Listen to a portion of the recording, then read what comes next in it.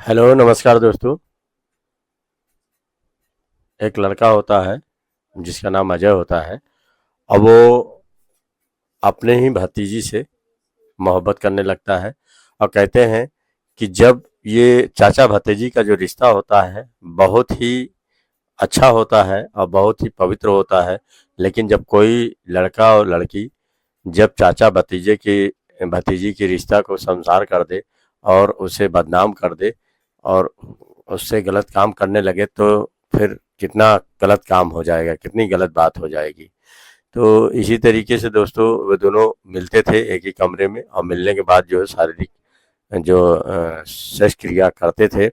और जब भी उनको टाइम मिलता था तो माता पिता की नज़रों से दीपा जो है चुपके से अजय के पास चली आती थी, जो लड़का होता है, और उससे जो है प्यार मोहब्बत की बातें करती थी और उससे सेक्स किया करती थी। एक दिन होता क्या है कि दोस्तों वो अंदर संबंध बना रहे होते हैं दोनों, और उसमें उसी टाइम जो है उसका पिता वहां से खेत पर से आ जाते हैं। और आने के बाद जब दोनों को एक साथ देखते हैं तो देखने के बाद दंग रह जाते हैं और उसी टाइम ये दोनों जो है कुछ ऐसा कर देते हैं दीपा अपने पिता के साथ कि आप भी सुनोगे चौंक जाओगे, हैरान हो जाओगे कि आखिर ये ऐसा इस तरीके से कदम ये दोनों ने कैसे उठा लिया। आइए दोस्तों ये कहानी आपको विस्तार पूर्वक सुनाते हैं। ये कहानी बहुत ही अच्छी है। अगर आपको अच्छी लगे तो लाइक शेयर कमेंट जरूर करिएगा और चैनल को सब्सक्राइब कर दीजिएगा। दोस्तों ये कहानी जो है आपको जो है सुना रहा हूँ। ये कहानी जो है मेरठ की है। मेरठ की कहानी है और थाना फरतापुर पड़ता है और वहीं पे जो है एक गांव होता है जिसका नाम शताब्दीपुर होता है। शताब्दी नगर भी बोलते हैं, शताब्दीपुर भी बोलते हैं उसको, तो दोनों चीज बोलते हैं। कोई पूर्व भी बोलता है शताब्दीपुर, कोई शताब्दी नगर।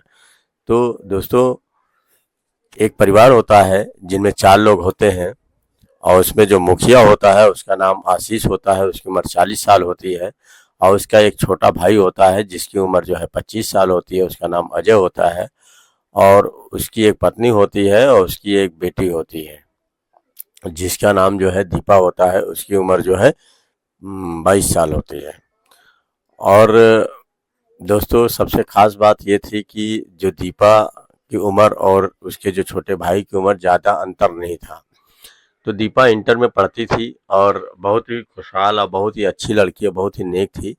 और जो अजय था, जो उसका चाचा था, वो जो है एक फैक्ट्री में बगल में ही काम करने जाता था।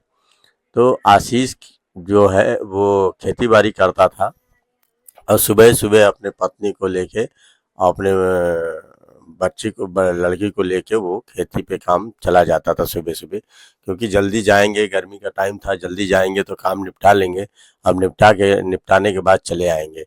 तो हमेशा वो काम करने में बहुत ही बढ़िया किसान था और अच्छे से उसका खर्च गुजर बसर चल जाता था, बढ़िया खेती बाड़ी करता था और इसी तरीके से अपन जीवन यापन करता था, अपने परिवार का पेट पालता था। तो ऐसे ही कुछ दिन बीतते हैं दोस्तों। तो एक दिन होता क्या है कि उनकी जो दीपा जो होती है वो पढ़ने 9 बजे निकल जाया करती थी, नहा धो के खा पी के जो है 9 बजे निकल जाया करती थी। और उसका जो चाचा था अजय, वो जो है 10 बजे जाता था कंपनी में काम करने के लिए और 6 बजे चला आता था। और इन दोनों की रूटीन यही था। और उसके जो पिता थे वो खेती पे चले जाते थे, खेती में काम करते थे, काम करने के बाद जो है वो दोपहर में चले आते थे, आके आराम आराम करते थे, फिर शाम को जाते थे। तो यही जीवनचर्या चल रही होती है कुछ इन लोगों की। एक दिन होता क्या है दोस्तों कि दीपा को जो है देर हो जाती है और देर से फिर वो नहाने लगती है, तो उसका मन बदल जाता है कि आज देर हो गई है तो आज नहीं जाऊंगी स्कूल। और इसके पिता सुबह ही खेती पे काम करने खेत चले जाते हैं, इसके माता पिता। तो वो जो है इसके मन में जब होता है कि देर हो गई स्कूल तो आज नहीं जाएंगे, तो वो नहाने जाती है और नहाने के बाद जो है उधर अंदर से बाहर निकलती है तो उसके बदन बिल्कुल गीले होते हैं और कपड़ा भी बिल्कुल चिपका हुआ होता है बदन से। तो उसको जो है अजय देखता है, वो भी ड्यूटी जाने वाला होता है तो बैठ कर देख ही रहा था। तो देखने के बाद जो है वो सहम जाता है और देखता ही रह जाता है दीपा को, और देखने के बाद तिरछी नज़र से, उसकी गंदी नज़र से देखा करता था आए दिन। तो उस दिन तो दीपा उससे कहती है जाके कि अरे चाचा, आप इतनी गौर से, इतनी ऐसे क्यों देख रहे हैं मुझे, क्या मुझे कभी देखा नहीं क्या? तो इस पे से अजय कुछ बोलता नहीं है, और वो जो है कपड़े पहनने घर में चली जाती है। और जाने के बाद अजय भी पीछे से पहुंच जाता है और जाके जो है उससे लिपट जाता है। कहता है तुम मुझे बहुत ही अच्छी लगती हो, और तुमको मैं देखता हूँ तो पूरा मेरा अंग अंग रोम रोम छिड़कने लगता है, और लगता है कि बाग बाग हो गया, तुमको देख के ही मेरा जी खुश हो जाता है। तो इस पर से जो वो कहती है, उसकी जो दीपा होती है, वो कहती है कि चाचा, मैं भी तो सोच रही थी कई दिन से, लेकिन तुमसे कह नहीं पा रही थी, क्योंकि हमारा तुम्हारा रिश्ता ही कुछ अलग है, चाचा और भतीजी वाला रिश्ता है। तो इस वजह से मेरे कहने की हिम्मत नहीं पड़ रही थी। इसी बात पे अजय भी कहता है कि हाँ हाँ, यही बात तो मैं भी सोच रहा था। तो दीपा और अजय दोनों जो है प्रेम पूर्वक बातें करने लगते हैं। बातें करने के बाद फिर अजय जो है उसको पकड़ लेता है अपनी बाहों में। बाहों में पकड़ने के बाद एक एक कपड़े उतारने लगता है। उतार कर फिर वो उसके साथ सेक्स क्रिया करने लगता है। करने के बाद फिर वो अपने काम पे चला जाता है। जाने के बाद कहता है कि दीपा, मैं और शाम को आऊँगा तो फिर हम लोग अच्छे से करेंगे, अभी मैं थोड़ा जल्दीबाजी में हूँ, क्योंकि कोई जान ना जाए और मुझे आज कई काम करने हैं। इस पे वो चला जाता है। और जाने के बाद इन दोनों में जब आदत बिगड़ जाती है तो ये फिर रात में भी मिलने लगते हैं। और रात में मिलने लगते हैं, और क्योंकि जो है घर में भी पता था, उसके भाई को भी पता था कि ये दोनों चाचा भतीजी हैं, तो ये थोड़ी कोई गलत काम करेंगे, तो वो ज़्यादा बोलता नहीं है। जब ये अकेले रहते हैं तो वो भी कुछ नहीं बोलता है। और फिर एक दिन होता क्या है कि जो दीपा होती है वो अपने चाचा से कहती है कि क्यों ना चाचा हम लोग शादी कर लिया जाए। तो इस पर से जो है अजय कहता है कि देखो, अगर हम लोग शादी करेंगे तो बड़ी बदनामी होगी, लोग क्या कहेंगे, भैया हम लोग को शादी करने नहीं देंगे, और ये जब तक भैया हैं तब तक ऐसा नहीं हो सकता है। तो इस पर से जो दीपा कहती है, तो क्यों, अगर ऐसी बात है तो हम लोग भाग के शादी कर लेना, ये लोग जान भी नहीं पाए, कहेंगे चाहे जितना भाग के शादी कर लो, कुछ भी कर लो, लेकिन जान जरूर जाएंगे, तुम कुछ नहीं कर सकती। तो इस पर से इन दोनों एक जब इनको समय मिलता था तो एक दूसरे से शारीरिक संबंध बनाया करते थे। एक दिन जो होता क्या है कि ये आशीष जो है खेत पर जल्दी निकल जाता है, और खेत पर जाने के बाद जल्दी जल्दी काम करता है, क्योंकि उसे कहीं जाना रहता है। और काम करने के बाद उधर से जल्दी जल्दी आता है। तो आने के बाद देखता क्या है कि जो अजय है वो वो जो है दीपक के साथ जो है शारीरिक संबंध बना रहा होता है। और उसी टाइम जो है जो आशीष है आ जाता है। आने के बाद जो दोनों को ऐसी आपत्तिजनक स्थिति में देख लेता है, और देखने के बाद ताक उसके दिमाग काम नहीं करता है, और वो अजय को उल्टा सीधा गाली बकने लगता है, और दीपक को भी दो तीन थप्पड़ मार देता है। इस पर से जो है अब कहता है कि तुम दोनों को अभी मैं पंचायत में बुलवाता हूँ। इस बात पे जो है दीपा बहुत डर जाती है, और अजय भी उसको समझ में नहीं आता है। फिर दोनों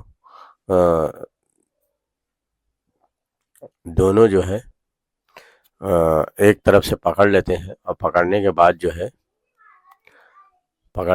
जो है वो अपने पिता का गला पकड़ लेती है। और अजय क्या करता है, उनको मार देता है, और मार देता है, गला दबा देता है। गला दबाने के बाद दोनों भाग जाते हैं, और भागने के बाद फिर लखनऊ जाते हैं। लखनऊ के बाद फिर वो हरिद्वार चले जाते हैं। हरिद्वार में ही वो वहीं पे रहने लगते हैं, और कोई समझ नहीं पाता है कि आखिर कैसे क्या हुआ।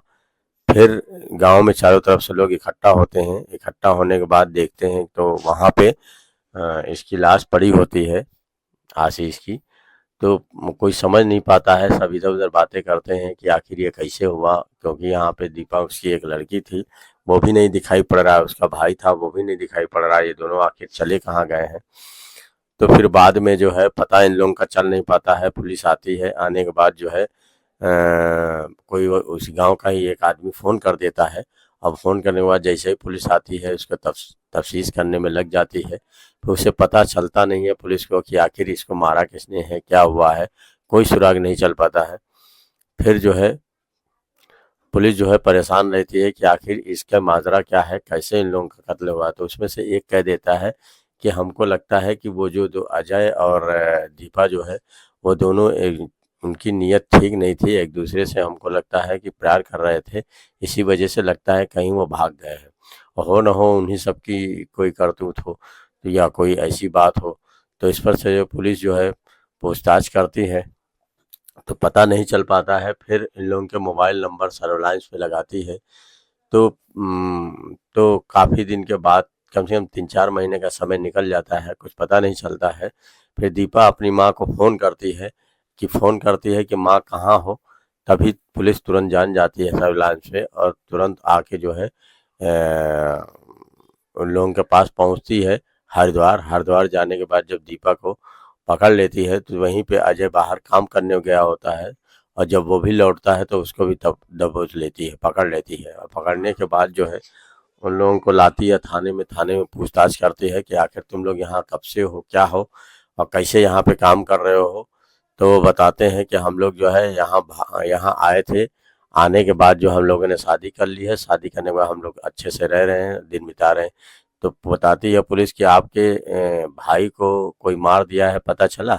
तो कहता है कि हमें तो इसके बारे में पता ही नहीं चला कि कैसे क्या। फिर रोने गाने लगते हैं। तो इस पर से वो कहते हैं कि ये सब हमको लगता है, पुलिस कहती है ये सब लगता है तुम्ही ने किया है, तुम्ही और दीपा ने। तो कहते हैं कि हम लोगों ने कुछ नहीं किया, हम लोग तो पहले ही से यहाँ आए, कैसे हुआ, किस तरह हुआ, गांव का ही कोई आदमी किया होगा। तो इस पर से जो पुलिस कुछ नहीं बोलती है, और पुलिस जो है वो तो पोस्टमार्टम करवाई ही थी, उससे पता चल जाता है कि उसका गला घोट के ये सब मारे हुए हैं। फिर जो है पुलिस ले जाती है थाने में, इन सबसे पूछताछ करती है। और पूछताछ करने के बाद इनसे पूछती है कि आखिर तुम लोग कैसे इनको मारे हो। तो बताते नहीं है, कहते हैं साहब हम तो पहले ही यहाँ से निकल गए थे, हमें क्या पता, हम लोग एक दूसरे से प्यार करते थे और यहाँ से निकल गए थे और वहीं शादी कर लिया था, हमें क्या मालूम इनको किसने मारा, क्या हमें तो कुछ पता ही नहीं इसके बारे में। तो इस वजह से पुलिस जो है सख्ते में आती है, उनके ऊपर 2-4 डंडा मारती है। मारने के बाद कहती है देखो मैं अगर थर्ड डिग्री इस्तेमाल कर दिया तो तुम लोग कहीं के नहीं रहोगे, बहुत रहोगे, आखिर में जो है तुम लोग कबूल दोगे। तो इस पर से जो है अजय तुरंत तैयार हो जाता है और सारी बातें बता देता है। तब कहता है कि हम जो है हम दीपा से प्यार करते थे और भैया इसके सख्त खिलाफ थे, और हम लोग शादी करने के लिए परेशान थे और भैया नहीं शादी करने के लिए तैयार थे। तो एक दिन होता है क्या कि हम लोग शारीरिक संबंध बना रहे होते हैं, इत्तेफाक से भैया वहाँ आ जाते हैं और आने के बाद देख लेते हैं। और जब देखते हैं तो फिर गुस्सा होते हैं, हमें भी मारते हैं और दीपा को भी मारते हैं और कहते हैं सरपंच बुला के जो है तुम लोग को जो है पंचायत में बुलवाएंगे। इस बात पे मैं डर जाता हूँ कि अब मेरी बदनामी होगी, और दीपा भी डर जाती है। तो इस बात पे से दीपा जो है अपने पापा का गला पकड़ लेती है, मैं उनके गले में एक अंगोछा डाल देता हूँ, डालने के बाद दोनों हम लोग खींचते हैं। खींचने के बाद जो है उनका गला कस जाता है, कसने के बाद जो हम लोग वो गिर जाते हैं। फिर हम लोग उनको जो है वहीं छोड़ के तुरंत वहाँ से भाग लेते हैं कि ना हम लोग रहेंगे ना कोई जानेगा। फिर हम लोग आके यहीं हरिद्वार में शादी कर लेते हैं और यहीं आके अपना जो है समय काट रहे होते हैं। आज हम लोग को 5-6 महीना हुआ, कोई जान ही नहीं पाया, तो हम लोग सोचे थे कि धीरे धीरे मामला रफा दफा हो जाएगा, लेकिन वो कहते हैं कानून से कोई नहीं बच पाएगा, तो आप लोगों ने हमें पकड़ ही लिया। तो इस बात पे जो है पुलिस सख्ते में आती है, दोनों दोनों के नाम चार्जशीट तैयार करती है और उन दोनों को जेल भेज देती है। उन लोगों को जो है उम्र कैद की सज़ा हो जाती है दोनों को, और दोनों अपनी अपनी सज़ा काट रहे होते हैं। तो ये दोस्तों कहानी आप लोग को सुनाना जो है किसी के दिल पे ठेस नहीं पहुंचाने चाहते हैं। और ये कहानी आप लोग को कैसी लगी, जैसे लाइक शेयर कमेंट जरूर करिएगा। धन्यवाद।